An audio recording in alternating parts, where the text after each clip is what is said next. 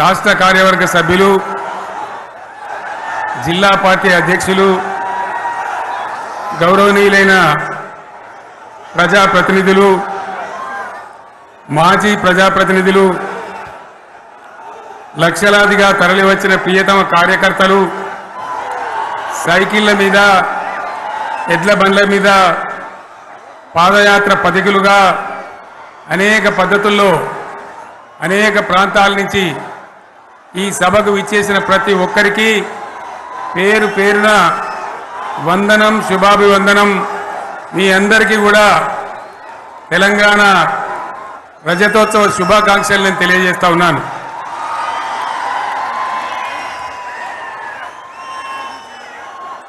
జననీ జన్మభూమిశ్చ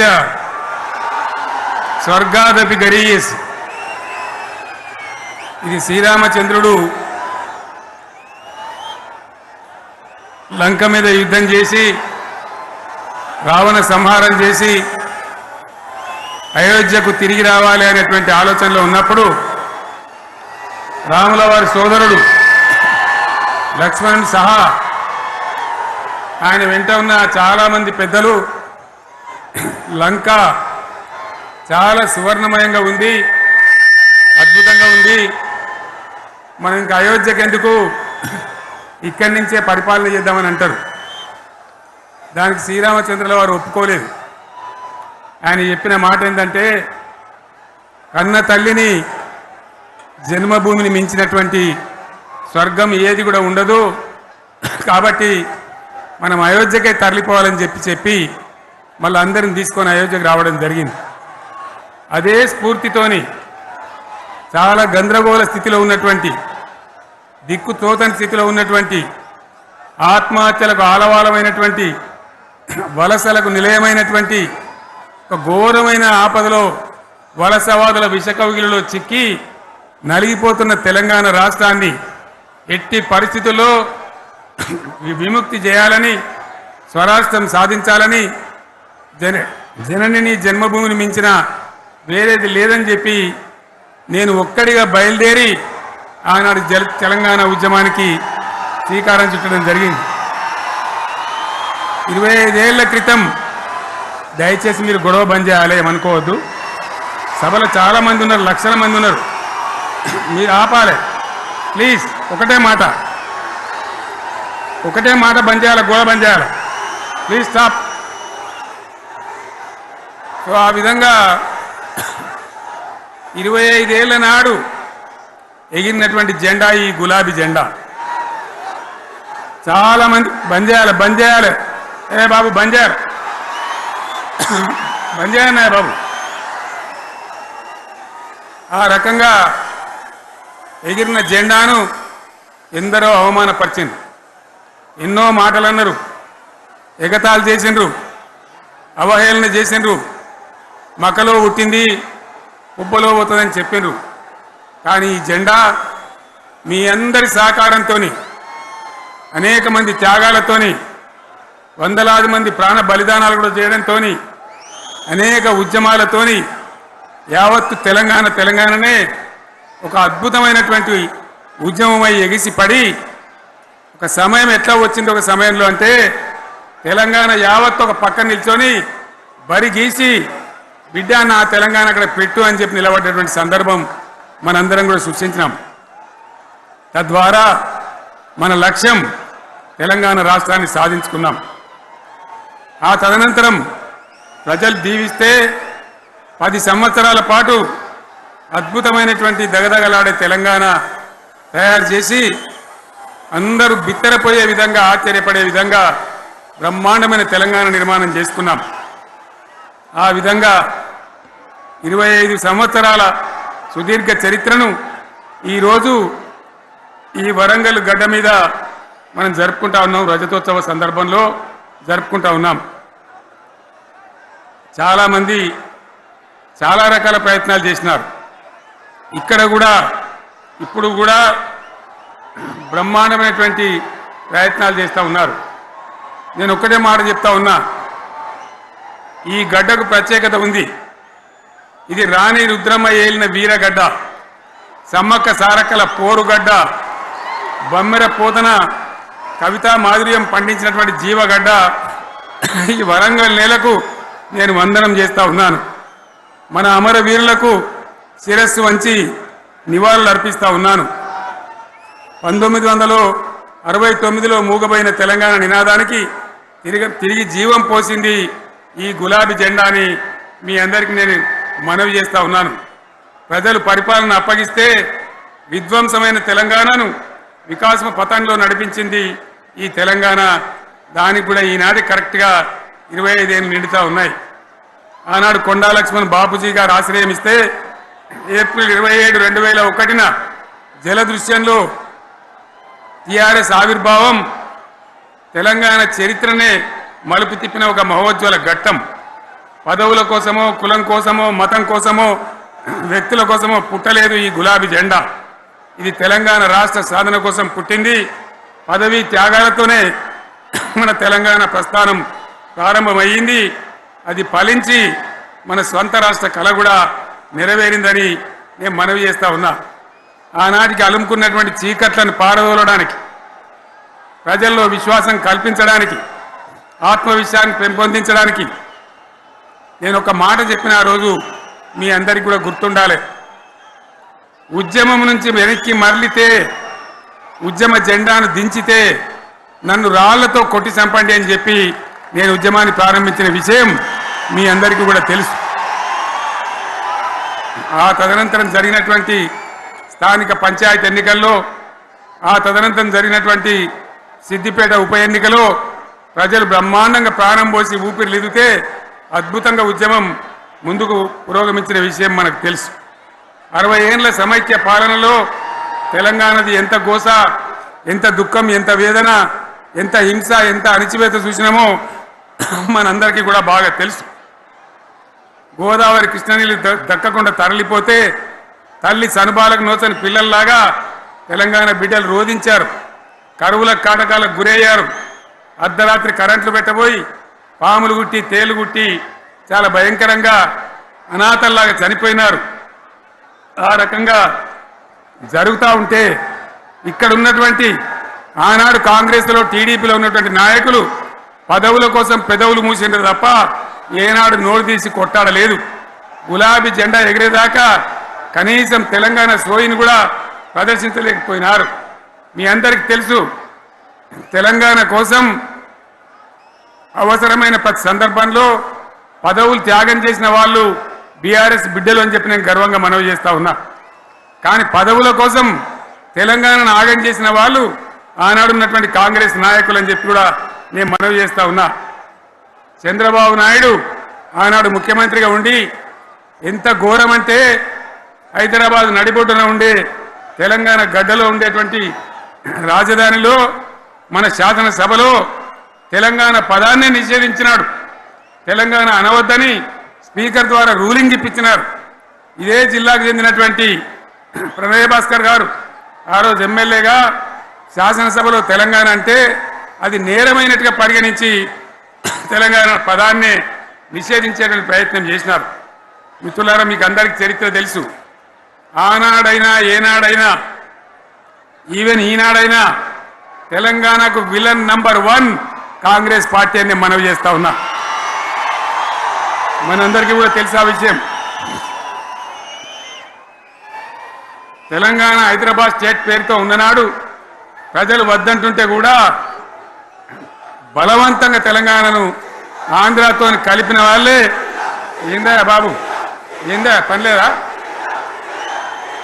రెడ్డి ఎవరెవరు పోండి, మీకేం పనిలేదా? ఈ 10 మంది కాదు కదా, సభ అంతా ఉంది కదా, ఉండండి, కామ్ ఉండండి, డిస్టర్బ్ చేయదు మీరు. అట్లా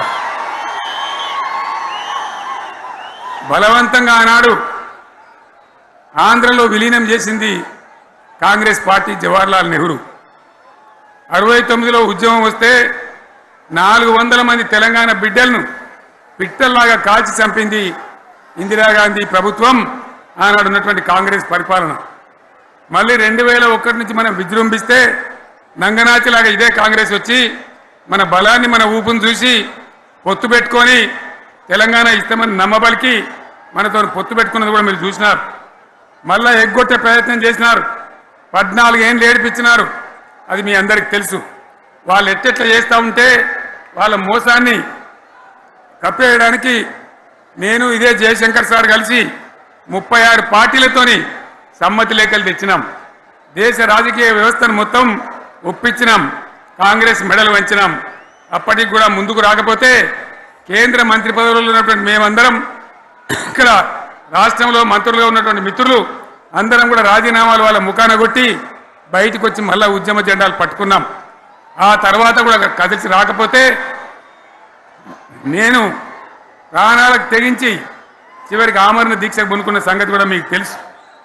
ఆ సందర్భంలో భయపడ్డ కాంగ్రెస్ పార్లమెంట్లో ప్రతిపక్షాలన్నీ కాంగ్రెస్ గొంతు పట్టుకుంటే అప్పుడు దిగివచ్చి తెలంగాణ కోసం ప్రకటన చేసిన విషయం మీకు తెలుసు. మళ్ళీ ప్రకటన వెనక్కి తీసుకొని మళ్ళా వెనుకకు పోయినారు. ఆ తర్వాత సకల జనుల సమ్మె కావచ్చు, సాగర హారాలు కావచ్చు, వంట వార్పులు కావచ్చు, అనేక రూపాలలో విజృంభించి మళ్ళీ భయంకరమైన పోరాటం చేసినాం. మళ్ళీ 3 ఏళ్ల తర్వాత వాళ్లకు రాజకీయ అవసరం ఏర్పడి ఆనాడు వచ్చి మళ్ళీ తెలంగాణ ఇస్తామని ప్రకటించి వాళ్ళకి ఇష్టం లేకపోయినా తెలంగాణ సృష్టించినటువంటి ఆ సుడిగాడుపులుగా తట్టుకోలేమని భయపడి తెలంగాణ ఇచ్చిన విషయం కూడా మీకు తెలుసు. తదనంతరం ప్రజలు మనకు అధికారం ఇచ్చినారు. దాన్ని మనం ఏదో అధికారం అనుభవించడానికి తీసుకోలే, బాధ్యతగా తీసుకున్నాం.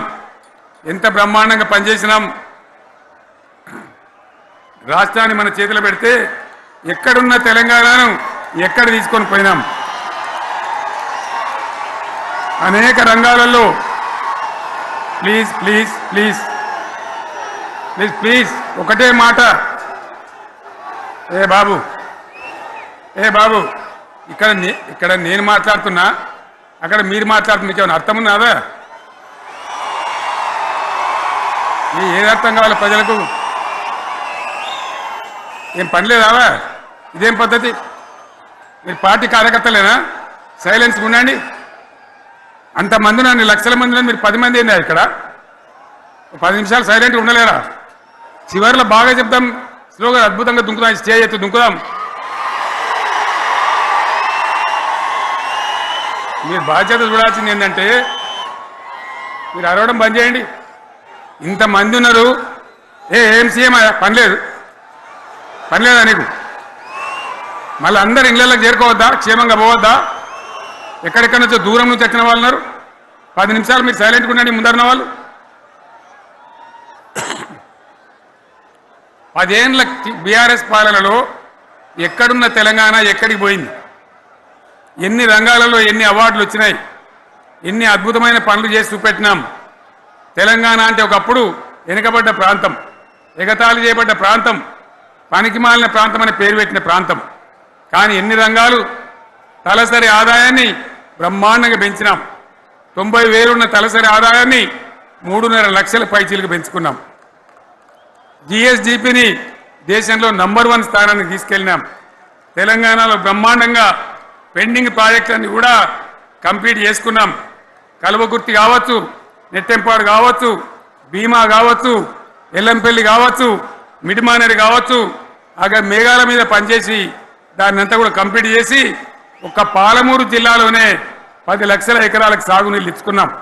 బ్రహ్మాండమైనటువంటి ఇరిగేషన్ ప్రాజెక్టు కంప్లీట్ చేసుకున్నాం. 3.5 లక్షల టన్నుల వడ్లు పండించే స్థాయికి తెలంగాణను తీసుకొని పోయినాం. వరంగల్ గడ్డ కోసం, ఇదే జిల్లా కోసం పెండింగ్లో ఉన్న దేవాదుల ప్రాజెక్టును కంప్లీట్ చేసి ఈ గడ్డకు నీళ్లు తెచ్చుకున్నాం. 3 ఏళ్లలో కాళేశ్వరం ప్రాజెక్టు కట్టుకున్నాం. వాగుల మీద, వంకల మీద చెక్ డ్యాములు కట్టుకున్నాం. మిషన్ కాకతీయ పేరు మీద చెరువులన్నిటి పూడికలు తీసుకున్నాం. ఒక అద్భుతమైన తెలంగాణను తయారు చేసుకున్నాం. పడావు భూములన్నీ పంట పొలాలుగా మార్చుకున్నాం. ఆనాడు బీఆర్ఎస్ పాలనలో చెరువుల నిండా జలరాశులు, రైతుల కళ్ళాల నిండా ధాన్య రాశులతోని బ్రహ్మాండంగా తెలంగాణ అద్భుతంగా పురోగమించిన విషయం మీకు తెలుసు. పంజాబ్ను తలదన్నే పంటలు పండించిన విషయం కూడా మీ అందరికీ తెలుసు అని నేను మనవి చేస్తా ఉన్నా. రైతు కష్టమేందో నాకు తెలుసు. నేను స్వయంగా రైతును కాబట్టి రైతాంగాన్ని కడుపులో పెట్టి చూసుకున్నాం. మీ అందరికి ఒక మాట చెప్తా ఉన్నా, ఈ దేశంలో షేర్షా సూరి అని ఒక రాజు ఉండే. ఆయన కాలంలోనే రెవెన్యూ సంస్కరణలు తెచ్చినారు. నేను చెప్పే మాట మంచి వినాలి మీరు. చరిత్ర పొడుగుతో చూస్తే షేర్షా సూరి నుంచి స్వతంత్ర భారతం వచ్చిన తర్వాత ప్రజాస్వామ్య ప్రభుత్వాలు కూడా రైతుల దగ్గర రకరకాల శిస్తులు వసూలు చేసినారు, రైతుల దగ్గర డబ్బులు వసూలు చేసినారు, తహసీల్ రకాలు వసూలు చేసినారు, నీటి తీరువాలు వసూలు చేసినారు. కానీ రైతును చూడాలని వాడు అందుకోలే. భారతదేశంలోనే ఎక్కడ కూడా లేని స్కీమ్. నన్ను వాళ్ళు అడగలే, ఎలక్షన్లలో చెప్పలే. నాకు నేనుగా ఆలోచించి, ప్రభుత్వమే ఆలోచించి రైతు బంధు పథకాన్ని తెచ్చినాం. చాలా బ్రహ్మాండంగా రైతు బంధు పథకాన్ని అమలు చేసినాం. రైతాంగానికి ఎటువంటి కరెంట్ ఇచ్చినాం, ఎంత అద్భుతమైన కరెంట్ ఇచ్చినాం. ఆంధ్ర వలసవాద ముఖ్యమంత్రులు ఏం మాటలు మాట్లాడినారు. తెలంగాణ వస్తే కారు చీకట్లు అవుతాయి, మీకు కరెంటే రాదు, మీకు పంటలు పండియే రాదని చెప్తే వాళ్ళ నోర్లు మూయించేలాగా ఉత్తమమైనటువంటి ట్రాన్స్ఫార్మర్ కావాలన్నటువంటి, మోటార్లు కావాలన్నటువంటి నాణ్యమైన కరెంటును 24 గంటలు సప్లై చేసినాం. రైతు ఇంట్లో కూర్చుంటే పొలాల కాడ బోర్లు దుంకినాయి. మీరందరూ కళ్ళారా చూసినారు. నాకంటే ఆ విషయం మీకే ఎక్కువ తెలుసు.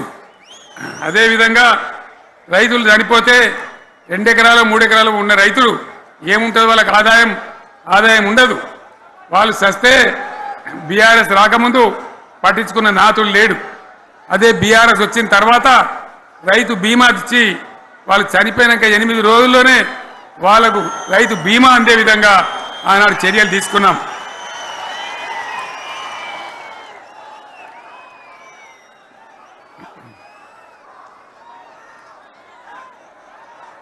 పైసలు ఎంత మంచిగా వచ్చేది, రైతు బంధు డబ్బులు ఏ విధంగా వచ్చేది. శనుకులు పడుతుంటే చకాచకా వచ్చి బ్యాంకులలో డబ్బులు పడి రైతుల సెల్ ఫోన్లు మోగుతుండే. ఆ విధంగా కడుపులో చల్లగదలకుండా రైతాంగానికి రైతు బంధు పథకాన్ని అమలు చేసుకున్నాం. రకరకాల వ్యక్తులు రకరకాల మాట్లాడినారు. జై కిసాన్ జై జవాన్ అన్నారు తప్ప వాళ్ళ సంక్షేమం ఏ ప్రభుత్వం కూడా చూడలేదు. అదేవిధంగా ధాన్యం రైతులు పండిస్తే కొన్ని 100 కోట్ల రూపాయలు ప్రభుత్వానికి నష్టం వచ్చినా ఏ విధంగా ధాన్యం కొన్నామో, ధాన్యం ఎంత బాగా కొన్నామో, వడ్లు కొంటే 3-4 రోజులనే డబ్బులు రైతుల ఖాతాలో ఎట్లా చేసినామో అవన్నీ కూడా యావత్ తెలంగాణ ప్రజలకు మీకు తెలుసు. అంతకుముందు మధ్య దళారుల పాలు ఎన్నో రకాల బాధలు, 7,500 కొనుగోలు కేంద్రాలు పెట్టి ధాన్యం ఎట్లా వేసినామో కూడా మీ అందరికీ బాగా తెలుసు.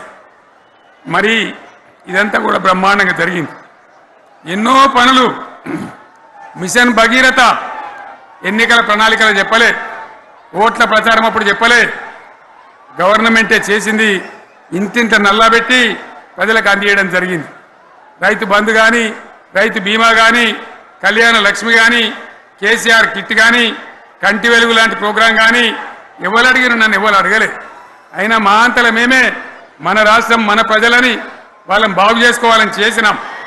చెరువులలో చేపలు పెంచాలని ఎవరు అడిగిన నన్ను, ఎవరు డిమాండ్ చేసిండ్రు, వాళ్ళకు వృత్తి పని దొరకాలని, మత్స్యకారులను ప్రోత్సహించాలని చెరువులలో చేపలు పెంచినాం. లక్షలాది గొర్రెలను పంపిణీ చేయమని ఎవరు ధర్నా చేయలే, ఎవరు అడగలే. కానీ ప్రభుత్వమే తనంతట తానే బ్రహ్మాండంగా వాళ్ళకు చేయడం జరిగింది. ప్రజల అవసరాలు ఎప్పటికప్పుడు తీర్చినాం. అంతవరకే ఆగలే. పారిశ్రామిక రంగం మీద దృష్టి పెట్టినాం, పెట్టుబడులు ఆకర్షించినాం. సుమారు 20 నుంచి 25 లక్షల మంది పిల్లలకు ఉద్యోగాలు ఇప్పించే ప్రయత్నం చేసినాం. 40 కోట్లు మాత్రం ఉన్న ఐటీ ఎగుమతులు 2.5 లక్షల కోట్లకు పెంచగలిగినాం. ఐటీ రంగంలో 7 లక్షల మందికి ఉద్యోగాలు కొత్తగా వచ్చినాయి. 1000కి పైగా గురుకులాలు పెట్టినాం. పేద ఇళ్ళ విద్యార్థులకు ఉత్తమమైనటువంటి చదువును అందించినాం. తెలంగాణలో 3 మెడికల్ కాలేజీలు ఉంటే దాన్ని 33 మెడికల్ కాలేజీలు తీసుకొని పోయినాం. ఈ విధంగా అది ఒకటి మాత్రమే కాదు, బీఆర్ఎస్ టైంలో మత కల్లోలం లేదు, కర్ఫ్యూ లేదు, కల్లోలం లేదు. శాంతి భద్రతలన్నీ కూడా బ్రహ్మాండంగా కాపాడి ప్రతి ఒక్కరిని కూడా కాపాడే బాధ్యత తీసుకొని కడుపులో పెట్టుకొని చూసుకున్నాం. ఇవన్నీ కూడా నా డైలాగులు కాదు, నేను చెప్పే స్టోరీలు కాదు, ఇవన్నీ పార్లమెంట్ వేదికగా కేంద్ర ప్రభుత్వం అనేక సందర్భాల్లో వెల్లడించినటువంటి విషయాలు. Reserve bank of India, comptroller general of India వాళ్ళు వెల్లడించినటువంటి అధికారమైనటువంటి లెక్కలని చెప్పి కూడా నేను మీకు మనవి చేస్తా ఉన్నా. ఇవన్నీ జరిగినాయి. ఇప్పుడు నేను చెప్పిందంతా కూడా మీ కళ్ళ ముందరనే జరిగింది. మరి కాంగ్రెస్ వచ్చి ఏడాది అర్థమా, మరి ఏం మాయరోగం వచ్చే, ఏం బీమార్ వచ్చే, ఏమేమి చెప్పిరి, ఎన్నెన్ని చెప్పిరి, మీకు కావాల్సింది ఇదే కదా, చెప్తా. ఇక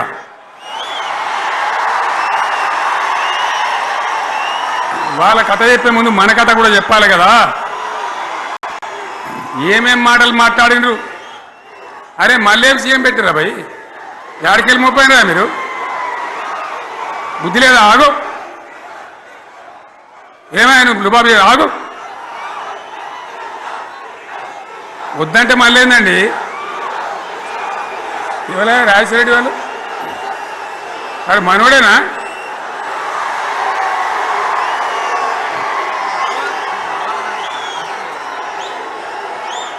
ఎన్ని మాటలు చెప్పి వరుస బట్టి గోల్మాల్ దింపుట్ల కాంగ్రెస్ను మించిన వాళ్ళు లేడు, అబద్ధాలు చెప్పుట్ల కాంగ్రెస్ను మించిన వాళ్ళు లేడు. ఎన్ని చెప్పిరి, ఇక్కడ ఉన్నోళ్ళు జాలడని ఉన్న గాంధీలు లేని గాంధీలు డూప్లికేట్ గాంధీలు అంతా ఢిల్లీకి వెళ్ళి కూడా దిగిరి, చప్పట్లు కొట్టి డాన్సులు చేసి స్టేజీల మీద. ఒకటి చెప్పిండ్రా, ఏమిత్తాడా కేసీఆర్ రైతు బంధు 10,000 ఇస్తాడు, మేము 15 ఇస్తాం చెప్పిండ్రా? చెప్పిండ్రా లేదా? చెప్పిండ్రా?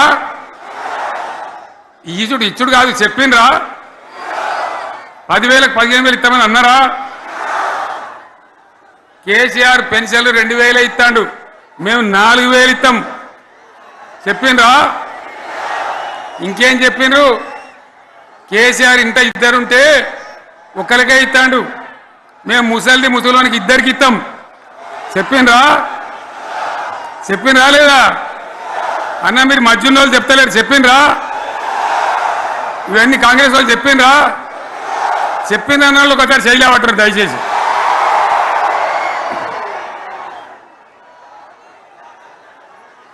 దివ్యాంగులకు కేసీఆర్ 4,000 ఇస్తాడు పెన్షను, మేము 6,000 ఇస్తామని అన్నారా? ఇక చదువుకునే ఆడిపోరగాళ్ళకు స్కూటీలు కొనిస్తామని కొనిచ్చారా? అన్నారైతే అన్నారు కదా. విద్యార్థులకేమో విద్యా కార్డు ఇస్తామని, 5 లక్షల గ్యారంటీ కార్డు, బ్యాంక్ కార్డు ఇస్తామని. ఇట్లా ఎన్ని మాటలు చెప్పారు. ఇక ఉరుకురి ఒకరినికోడు ఉరుకురి 2 లక్షల లోన్ తెచ్చుకొని డిసెంబర్ 9 నాడే కథం, ఒక కలంపోడుతోనే కథం అన్నరా? అన్నరా? మరి చేసిండ్రా? చెయ్యలే. ఇక వడ్లు కొంటే ఒక వడ్లు కాదు, ఆనాడు మనమే కొనుగోలు కేంద్రాలు పెట్టి కనీస మద్దతు ధర వచ్చేటట్టుగా మొలకొచ్చినా తడిసిపోయినా రంగు మారినా రైతులు కాబట్టి, మన బిడ్డలు కాబట్టి, గవర్నమెంట్కు 500 కోట్లు నష్టం వచ్చినా సరే మొత్తం కొనురా అని చెప్పిన కొనిపించిన. బాధ కాలే. వాళ్ళేం చెప్పిండ్రు? పబ్లిక్ను బోల్తా కొట్టేయడానికి మేము క్వింటాల్కి 500 బోనస్ ఇస్తాం, మక్కలకి ఇస్తాం, వడ్లకి ఇస్తాం, ప్రతి పంటకి ఇస్తాం చెప్పిండ్రా? ఇటువంటివి చెప్పుడే కాదు, వీటితోని ఇంకొక 420 హామీలు చెప్పిండ్రు. వాళ్ళ నోటికి మొక్కాలి. కళ్యాణ లక్ష్మి కేసీఆర్ 1,00,000 రూపాయలు ఇస్తాడు, మేము వస్తే తులం బంగారం కూడా కల్పిస్తామండి అన్నారా? ఏమన్నా నత్తందా?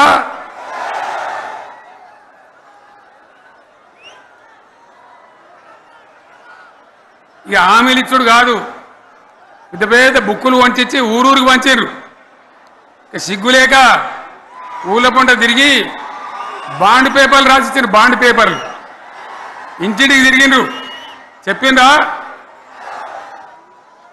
చాలా మంది అడిగిండ్రు.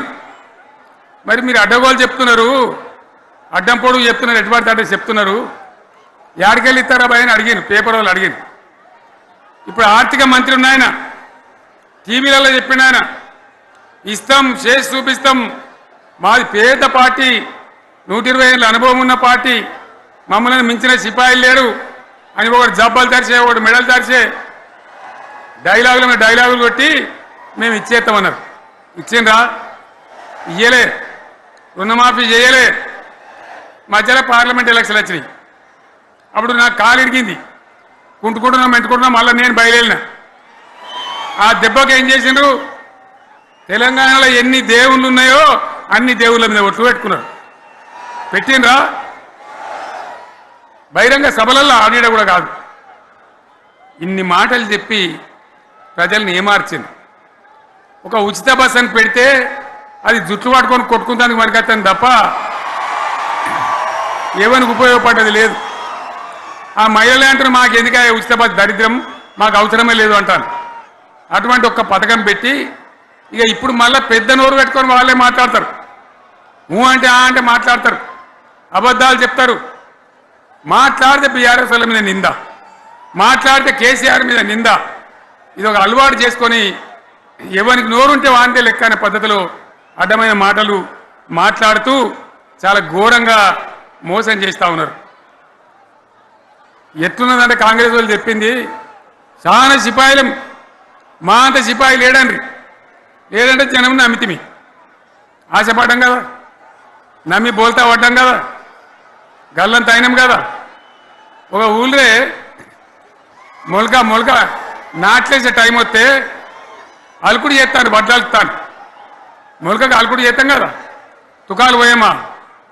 పెద్ద మొగోడని కొన్ని పిలిచిరట. మొగోడని మొలకాల్చడానికి పిలిస్తే ఎలక పిల్లని చూసి ఎల్లంకర పడ్డాడు. ఇక మా అంత సిపాయిలు లేరు, మేము తెచ్చే ఇస్తాం, 6 సందమామలు పెడతాం, 7 సూర్యులు పెడతాం అని నమ్మబలికి ప్రజలను దగా చేసి మంచిగున్న తెలంగాణ నాగం పట్టించి ఓట్లు వేయించుకొని ప్రజలను మోసం చేసిండ్రు, దగా చేసిండ్రు. ఈ మాట నిజం, మీ అందరికి తెలుసు. ఇవాళ ఏం మాట్లాడతారు?